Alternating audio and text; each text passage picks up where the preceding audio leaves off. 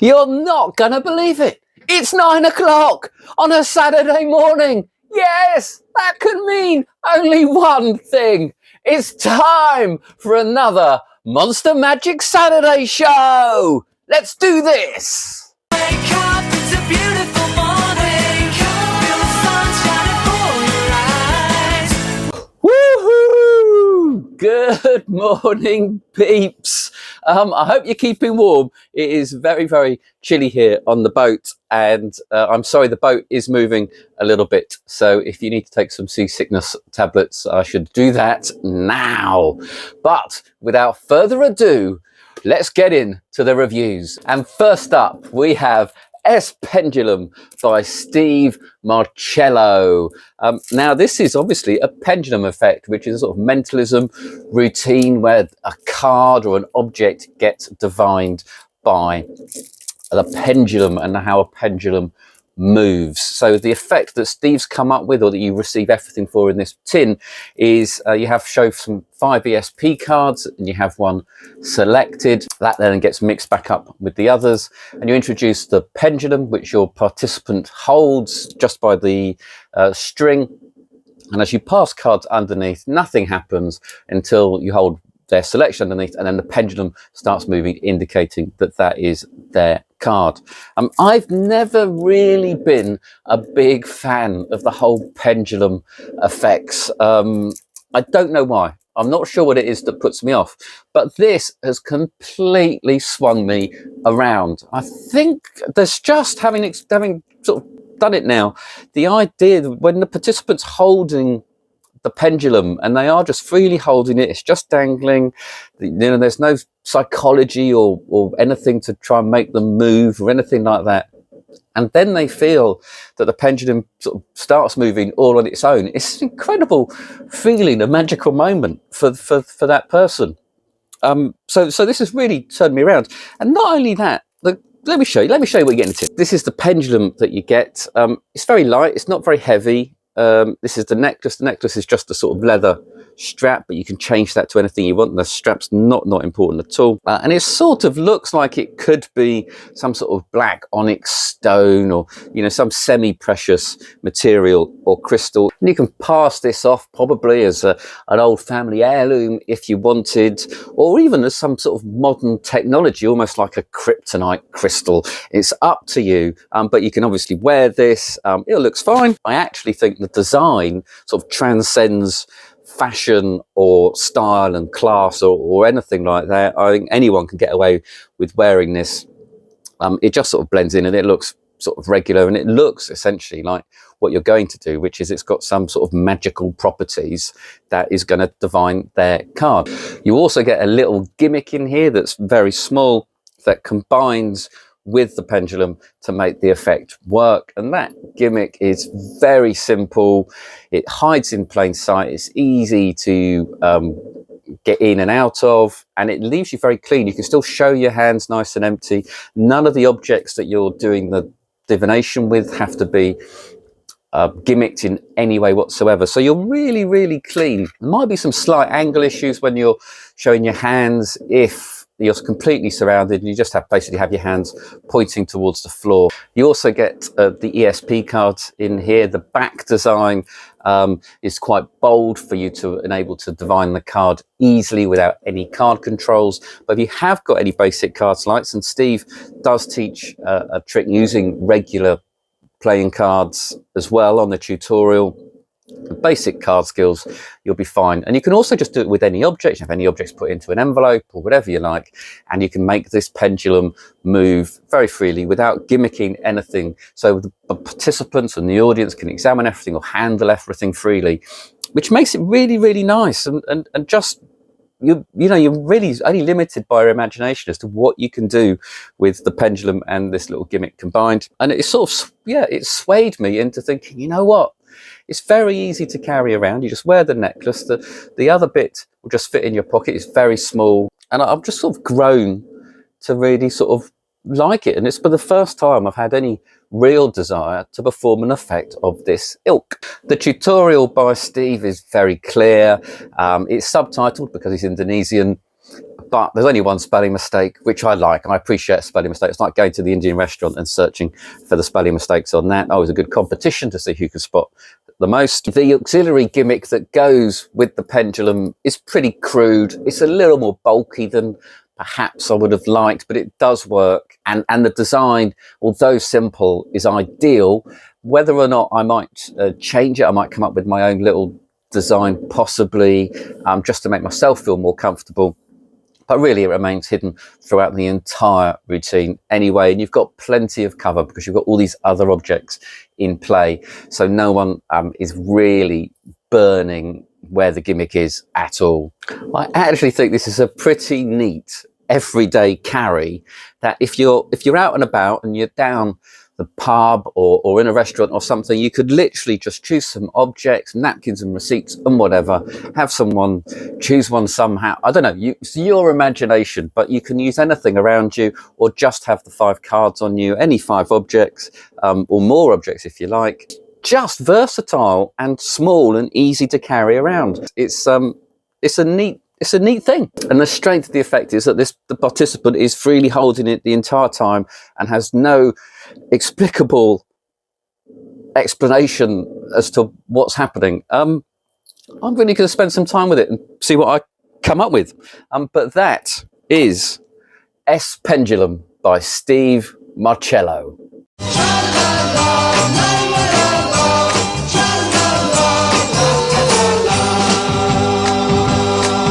And next up, we've got Movie Quiz by Jamie Williams. Jamie, usually in collaboration, has created some really, really good effects. If you think Sticker Kicker that he did with Roddy McGee, and that was Trick of the Year from Penguin last year, I think, 2022. This he's done on his own. And it's meant to look like a sort of quiz game that you would pick up at newsagents, WH Smith's over here in England. I'm not sure what they're called in America. Or anywhere else in the world for that matter. What an international show this is. And the effect is that you basically introduce the idea that you're going to play a game, and you can split the table or the participants into 2 teams if you like, and you show them these cards. And the idea is that the cards have quotes from famous films famous quotes from famous films. You read out the quote, and whichever team blurts out the film that quote comes from first wins that point, or you can give a prize if you want. You go through the 5 cards, and one team wins, one team doesn't. You then have a second phase where you have someone just pick one of the cards, look at the quote, they'll remember it, and you divine what it is. And then for the kicker, you turn all of the cards over that you're holding, and you build the movie poster for that film. That is the basic effect. I will come to other things you can do with it in a minute, but that's the way Jamie plays it. That's the way he's designed it. This is what you get in the box. You get the cards. So there you go. So that's what the Movie Quiz Quotes Edition is what it's called. And these are obviously the back of the poster. And these they're not on playing card stock. They're stronger, firmer, and glossier, which hopefully might be a bit more water resistant and so on. But they are really nice. They're beautifully printed, great clarity, and you get a fair few of them, because what you've got here is lots of different revelations. So you've got Toy Story, Star Wars, and Jaws, all very recognizable posters, not least because they've all got the name of the film on the poster, so you're fine. And yeah, they're nicely designed, well printed. And then you've got these actual quiz questions here, which printed like that. I'm not that keen on this font, to be honest, but otherwise perfect. But that's just me, you know, my artistic aesthetic demands. And the quotes are fairly obvious. Phone home, Yo Adrian, if you want to do an impression. I see dead people, may the force be with you. So you're gonna get away with it. Someone in your audience is going to know where these quotes come from. You don't necessarily need to use all of these. So Jamie only uses 5 for the quiz. So you can choose which 5 you want to use, depending on the age of your audience or their demographic, what films you think they're going to recognise. And if they struggle to get one, you can always have a little bit of fun giving them hints and letting them guess. It doesn't have to be a very quick, direct answer, you know. So it's an enjoyable journey. That's what I really like about this trick. So it's really enjoyable fun. It's a great hook. And you also get these scorecards, which you can use as a prediction to the score between the 2 teams or the 2 participants, which is a really nice touch. And this sort of gets downplayed a little bit in the tutorial. You would probably need some sort of multiple out system, whether it's a wallet or an envelope or just whichever pocket you use. But I like it. I think I would use these as the end of the quiz to make the quiz bit a little bit of magic, because as it is with Jamie's routine, the quiz is pretty much just the journey. It's a lot of fun. It gets everyone involved and it gets a bit of energy, but it isn't magical in itself until you come to the second phase. So I would like to add a little prediction. So for the second phase, you have one of these cards selected. You have the quote shown around, so everyone could be thinking of the same film. How you have that selected obviously isn't completely free, because you've got a revelation, and that is where the tutorial comes in. The tutorial is an hour long. You might be asking why? Well, because Craig Petty's on it! Yes! I just can't get enough. I just can't get enough. Check shirts and tattoos and everything he says. I just can't get enough. I just can't get enough. Yes! Oh, it's been months. And Craig and Jamie run through very clearly several options of how to have the film selected at the end. Obviously, it can't be a free choice because you've got the revelation. And Craig teaches quite a few different moves. Different ways of doing that. It doesn't have to be difficult. It doesn't have to be rocket science. The rollover force is obviously a very popular one. You can do a cross-cut force if you like, and he teaches a couple of others as well, but whichever way you're comfortable with, it doesn't matter. This isn't a FISM competition. And then there's the bold move where you have to ring in the cards with the poster on the back, and that is probably one thing that anyone would worry about, similar as if they were doing Nemesis, but you can do it as Jamie does it, which is probably what I would recommend, which is with the classic.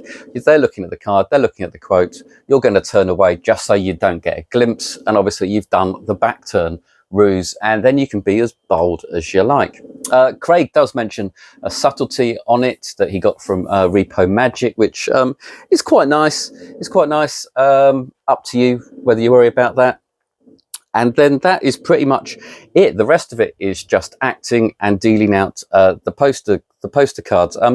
It's probably nicer if you keep them in the right order when you're going to deal them out, so that you can build it up from the top down. But it doesn't matter, because it's quite clear where everything goes. And with a little bit of practice, you'll be putting the cards in the right place, regardless of where they are, if they get mixed up in your pocket. Now, it's probably quite obvious that Jamie has designed this as a trick to do probably at a banquet table, or a wedding where you've got sort of 6 or 8 people sitting at it, 12 people. You can do it with 4 people if you want. You can do it with just a couple. It's absolutely fine. It does take up some table space to lay these out, which is probably the only real issue I've got with the trick, is the amount of space you need to deal this final revelation. You need a clear table, so you're gonna have to start shifting some cutlery around if you're at a wedding, because they don't half put some stuff on those tables, don't they? But it can obviously be done a standard close-up with just 2 people at a table. If it's a couple, you can play them off against each other and find out what films they've seen, what films they haven't seen. The whole film hook is just great, isn't it? It's just fun. It gets people talking.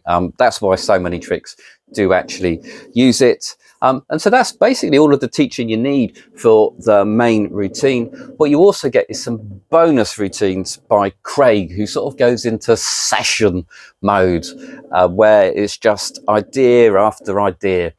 There is a live performance of Jamie doing his routine at a wedding, and then there is a live performance of Craig performing his sort of close-up ideas, which add extra moments of magic before getting through to the denouement of the poster.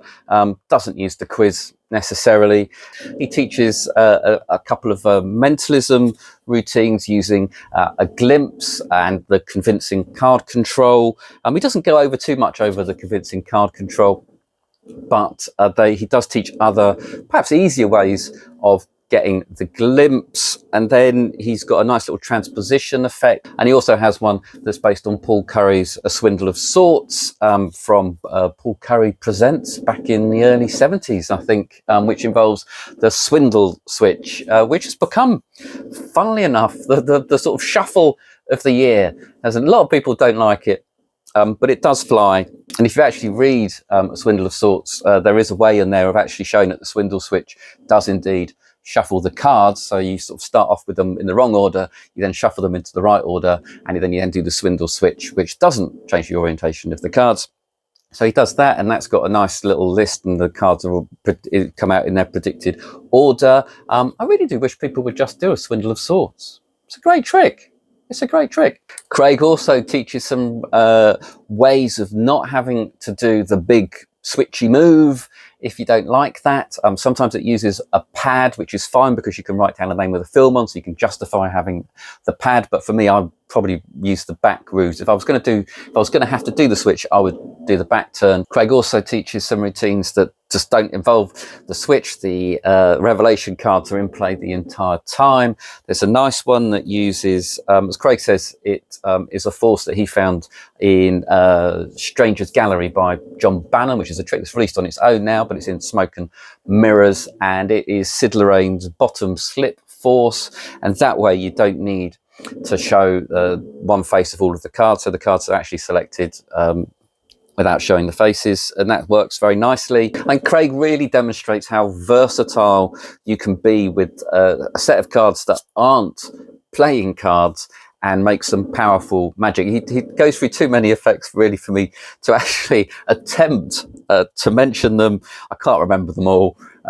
But there's something about using non-cards. If you ask someone, especially if you're doing something slightly mentalist, to have them think of a card is one thing, but if they're thinking of a film, they can picture a scene or an actor or even an emotion that they had during that film, and that makes it a lot more fun. And what it does mean that if you take on Craig's effects as well as Jamie's, you've got something. With Jamie's will play big for the whole table and get the whole table involved, but if you've just got a small group and you're sitting down with them, or it's a walk around effect, you can just do a few of Craig's tricks. So you're carrying the one thing around, but you've got different options as to what you use it for, and that's really, really nice.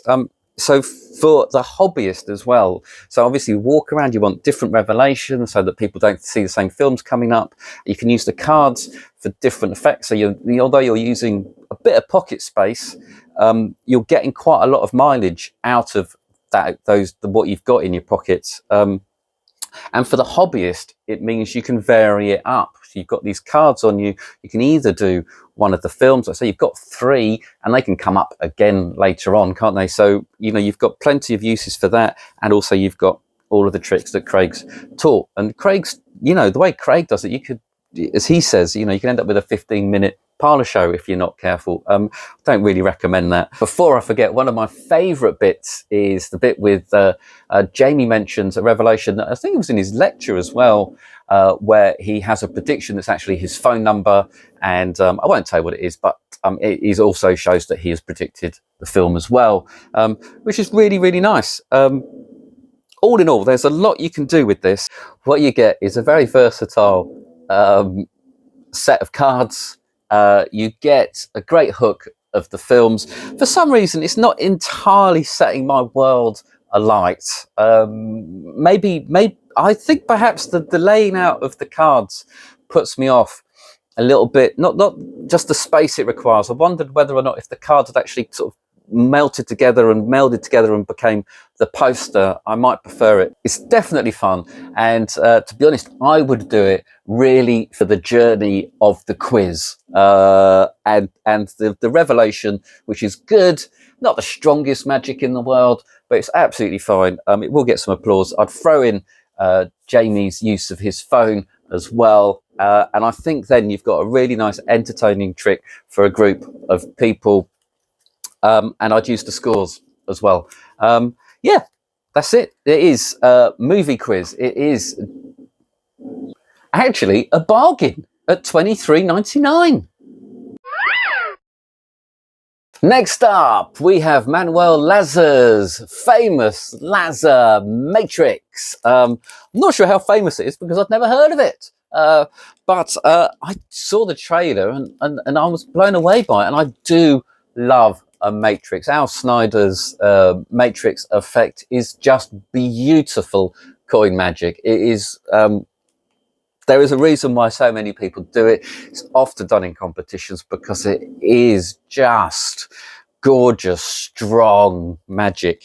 Manuel Llaser actually demonstrates, first of all, more of a traditional coin matrix with ungimmicked coins and the 4 cards covering the 4 coins, and one by one they all gather in the corner. He gives some great tips on how to do it. He was mentored by Juan Tamariz, and interestingly enough, he says it all comes from the feet, and it is a beautiful, not difficult to do coin matrix of the traditional type, which if you play it correctly is, like I say, strong, great magic. And he teaches it really, really well. So even if you wanted to learn a regular matrix, this will really, really help. And that's not hard to do.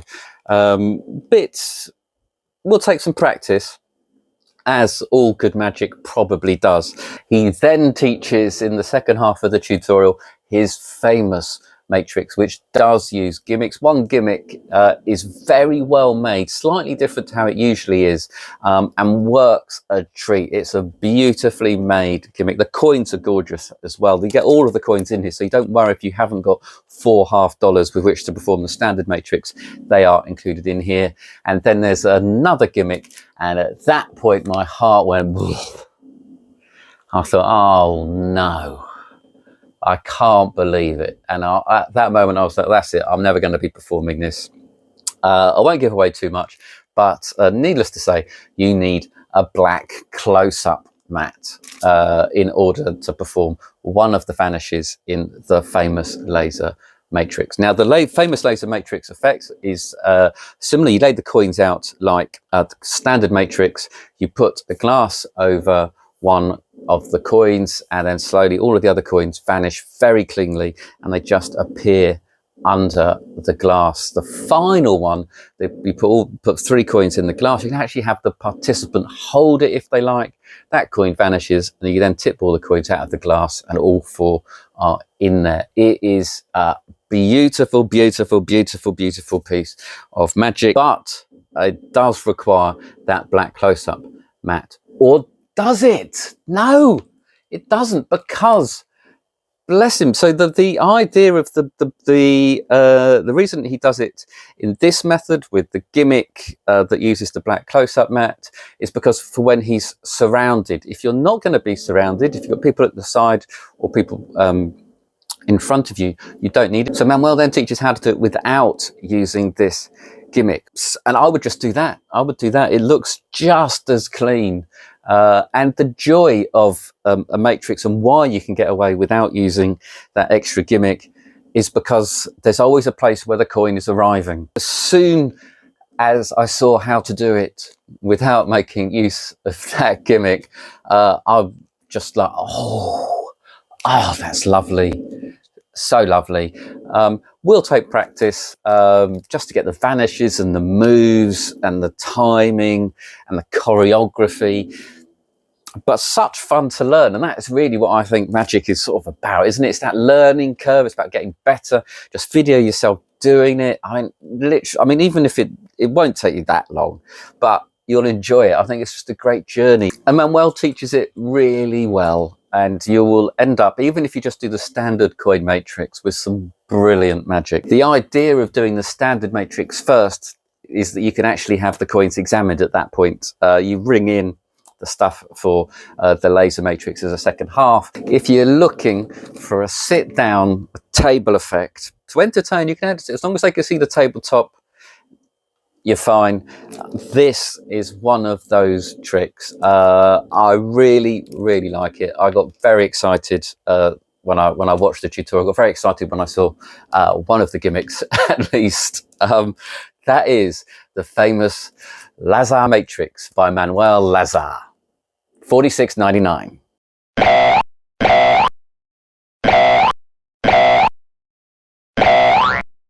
And finally, we have LS Horn by Leo Smetsers. Woo! This obviously appealed to me. It is right up my street. Reminds me very much of Mike Caveney's Benson plunger. He used to have Benson bowl routine, but with a sink plunger. Leo Smetzer now does it with a horn.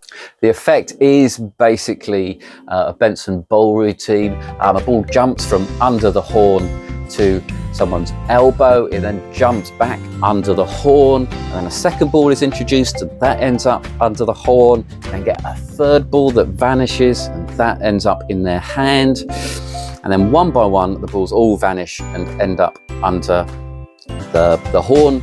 And then you put the balls away, but one appears trapped in the curve of the horn. You then get a big ball appear, and then a bigger ball appears as a finale. It is a really, really entertaining routine. That's a lot of fun. Let me show you everything that you get. Ooh. You get the big ball. This will come up squashed because it's fitted into this box, but this has been out of the box now for a little bit, and it is perfectly rounded. It's found its shape again. Look at that. You get the horn, you get all of the little balls, and you get the other ball. You get everything you need sponge-wise, and you get this horn. Now, this horn, it says specially manufactured, and I guess it is.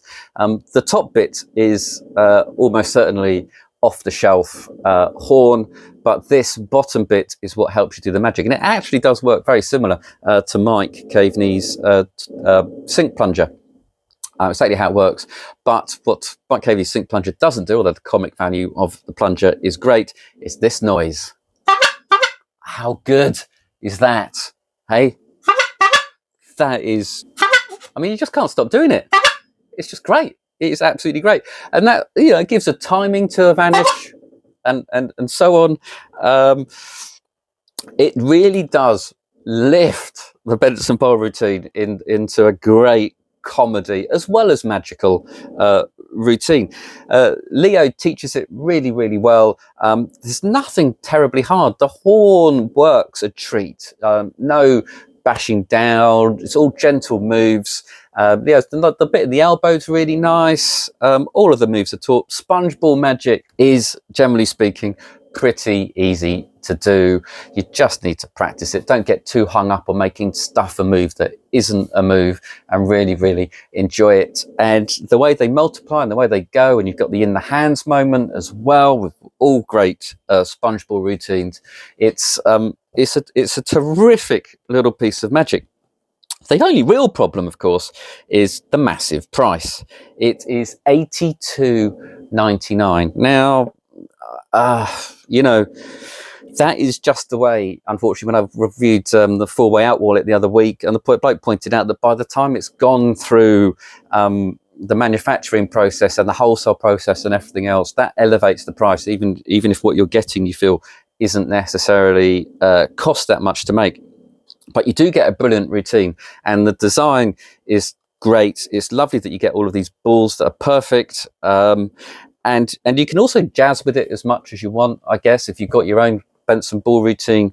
I just think it's terrific. It's a great routine. It's great fun. It's got the sound, which, apart from annoying your neighbours, it is great. I love that moment of the magic happening. Love the idea of giving the horn some life and some personality, as you would tiny plunger, for example. It's great. It really is great. It's a great idea. The start of the tutorial, Leo talks about how the idea came about and so on. He doesn't mention Mike Caveney, I don't think, but which is a shame, because it is quite similar to Mike Caveney's plunger. And then he teaches everything really well. It's very clean. It's all the basic moves as you'd expect. It is terrific, and it is expensive. It is LS Horn by Leo Smetsers. And that's it for the show this week. But I'm going to do a competition because obviously I've had to open a movie quiz in order to show you the cards and everything. So I'm going to give it away. So the idea is all you've got to do is in the comments below. So the quotes in here, there is a quote missing. It's a famous quote that I feel really should have been added into this. It's from a film, well, you know how old I am, so it'll be a film that I would have watched growing up, and it's a very famous quote. And what I like about and why I upset this quote isn't in, because it's great for doing an impersonation to. There is a quote in here. There's, I think, "I'll be back" from the Terminator in here, which you could have fun with your Austrian Schwarzenegger voice. This is an English actor doing a very famous line that everyone has probably had a go impersonating, but it's not included in here. So try and guess what that movie quote is. You can put the film in as well, add it into the comments, and the first person to get it right will receive Movie Quiz by Jamie Williams. But other than that, it is time for me to have a shower, brush my teeth, get dressed, and grab some magic and go and have some fun with the best hobby in the world. See you soon.